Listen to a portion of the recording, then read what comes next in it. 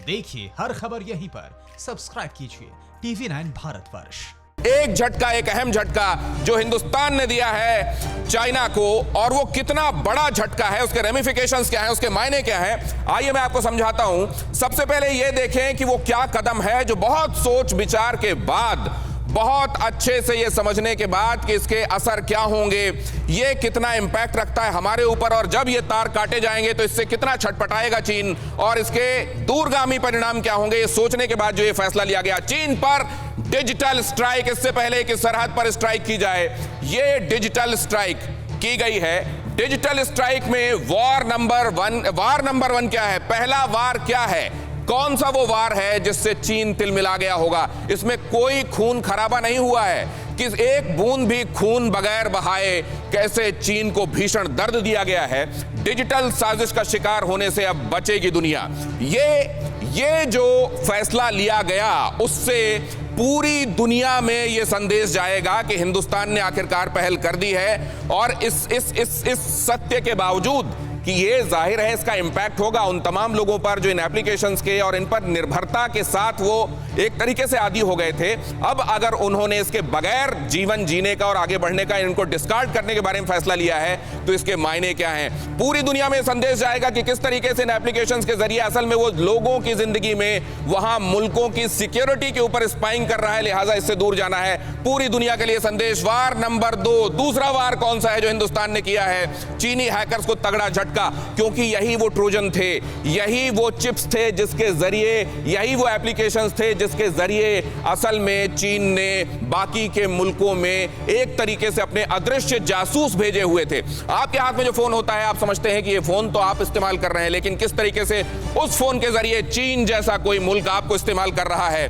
यह हिंदुस्तान ने दिखा दिया। वार नंबर 3 क्या है, तीसरा वार है दुनिया भर में चीनी एप्लीकेशंस का काम तमाम, क्योंकि ये एप्लीकेशंस चीन की तरफ आने वाले रेवेन्यू का, चीन की तरफ आने वाले रुपयों का एक बहुत बड़ा सोर्स थे।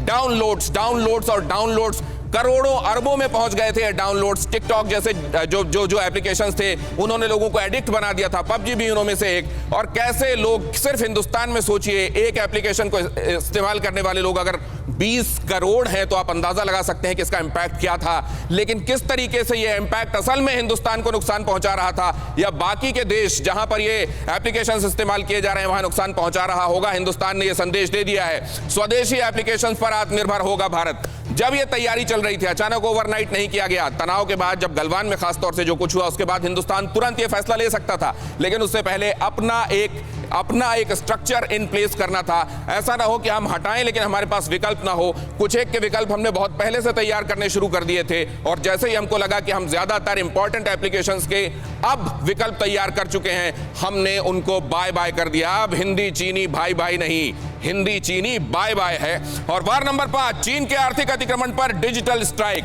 आर्थिक रूप से अतिक्रमण करता जा रहा है, अनौपचारिक रूप से उपनिवेश बनाता जा रहा है, अपनी कॉलोनीज को बढ़ाने की कोशिश कर रहा है। आज की खबर भी आपने देखी होगी, अब भूटान पर आंखें तरेर रहा है, वहां की एक सेंचुरी को अपना बता रहा है, और इस तरीके से हर एक जगह घुसपैठ की जो उसकी कोशिश है, दूसरी जगह जाकर अपने धंधे जमाने, लोगों पर व्यापार को लेकर अपने ऊपर इतना निर्भर बना देना कि वो अपना काम भूल जाएं, अपने यहां पर चीजें करना भूल जाएं। अब ये और नहीं चलेगा। चीन के आर्थिक अतिक्रमण पर डिजिटल स्ट्राइक, ये 5वां वार। लेकिन चीन पर असर क्या होगा, संदेश और उसके मायने दोनों समझने की आवश्यकता है। चीनी एप्लीकेशंस, इनसे सावधान हो जाने की जरूरत है, क्योंकि अब भी बहुत सारे एप्लीकेशंस हैं जो आप अगर जाएंगे तो वो अगर आप एंड्रॉइड में डाउनलोड करना चाह रहे हैं या फिर आईफोन में डाउनलोड करना चाह रहे हैं, तो अभी भी आपको मिल जाएंगे जो चाइनीज एप्लीकेशंस हैं। लेकिन आपको इससे सावधान क्यों रहना है, क्योंकि इनमें से ज्यादातर आपसे परमिशंस मांगते हैं। 45% परमिशन, जिसमें आपका कैमरा और आपका माइक्रोफोन भी शामिल होता है। आप कब किससे बात कर रहे हैं, कब कौन सी तस्वीर ले रहे हैं, अगर चीन ये चाहे तो बहुत आसानी से 1 मिनट के अंदर पकड़ सकता है कि आपकी बात कहां हुई, आपने क्या बात की, उसका कंटेंट क्या था, आपने किसकी तस्वीर ली, वो तस्वीर क्या है। चीनी एप्लीकेशन से सावधान, चीन को चोट, दुनिया को संदेश। चीनी एप्लीकेशन से सावधान रहो, चीनी एप्लीकेशंस की जांच करो, देखो कि वो कौन कौन सी, आंख बंद करके हमारी आदत पड़ गई है, जो भी एप्लीकेशन हमको अच्छा लगता है वो तुरंत ही मांगता है कि हमको इस चीज की परमिशन चाहिए, ओके, इस चीज की परमिशन चाहिए, अग्री, ओके। अग्री करते हुए असल में हम कितना खुद को एक्सपोज कर दे रहे हैं, इससे सावधान किया गया है। दुनिया भर में चीनी एप्लीकेशंस अब धीरे धीरे बैन होंगे, हर एक देश। इसकी शुरुआत होनी असल में आवश्यक थी, और जब शुरुआत हो जाती है, और ये वैसे भी ये ताश के पत्तों का महल जो उसने एप्लीकेशंस का बनाया हुआ था, हिंदुस्तान ने इसको झटका दे दिया है। अब दूसरे मुल्कों की तरफ से भी ये वक्त की बात है कि आप देखेंगे कि वहां से भी इनको डिस्कार्ड किया जाएगा। एप्लीकेशंस को लेकर भारत अब आत्मनिर्भर बनेगा। भारत का जो ब्रेन है वो दूसरे मुल्कों में जाकर आईटी इंडस्ट्री को मदद करता है। क्यों नहीं वो दिमाग, क्यों नहीं वो पावरफुल ब्रेन हिंदुस्तान में खुद अपने एप्लीकेशंस डेवलप करे। इस मामले में कम से कम आत्मनिर्भर बनने की दिशा में हम कदम बढ़ाएं, और जब हमारे ही दिमाग का इस्तेमाल करके दूसरे मुल्क इस मामले में खुद को बड़ा बना रहे हैं, तो हिंदुस्तान अपने लोगों के दिमाग का इस्तेमाल करते हैं। और ये दिखा दिया है हमारे यहाँ के आईआईटी स्टूडेंट्स ने, नॉर्मल इंजीनियरिंग स्टूडेंट्स ने दिखा दिया है कि अगर वो चाहें तो इन एप्लीकेशंस का बाप ओवरनाइट तैयार कर सकते हैं। परवाह देश की, सोमवार से शुक्रवार रात 10 बजे TV9 भारतवर्ष पर।